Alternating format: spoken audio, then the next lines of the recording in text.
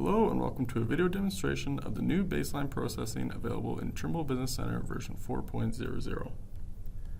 This new baseline processor was designed and built specifically to improve results in longer baselines, which we would consider in excess of hundreds of kilometers. We accomplished this while still being able to work with smaller projects, as you always have in previous versions of Trimble Business Center.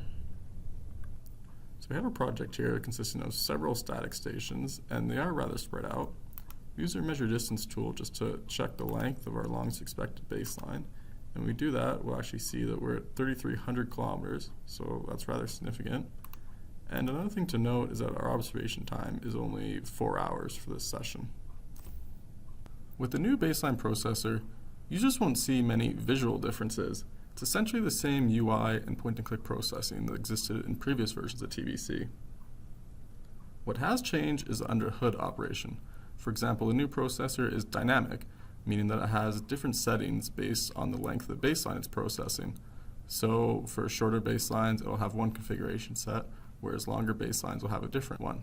This allows users to get the best result for any situation. Before we get into the processing, let's look at the project settings, and we'll see some of the changes that you might notice.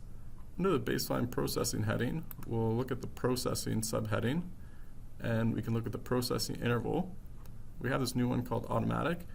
In previous versions of TBC, this defaulted to using the fastest update rate shared by all the data in your project.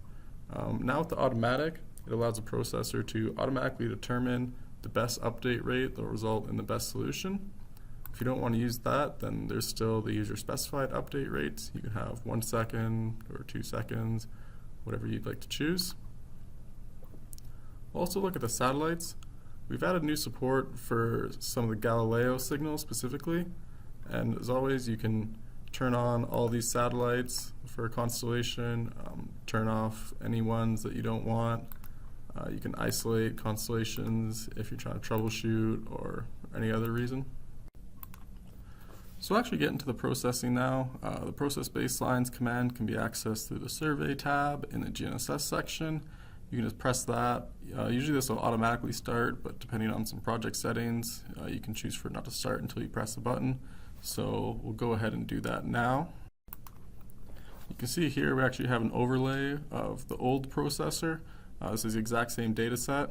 So not only did we try and make a more accurate processor for TBC version 4.0, but we also made it significantly faster.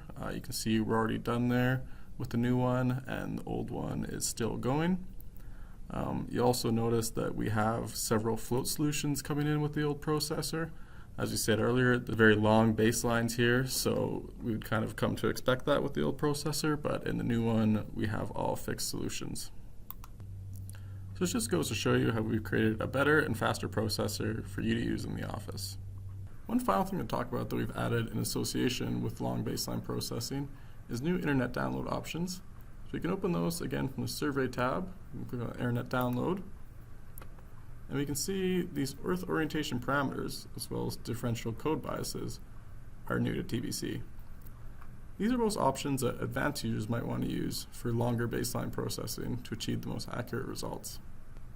That covers all the new baseline processing additions in TBC version 4.0. Thanks for watching.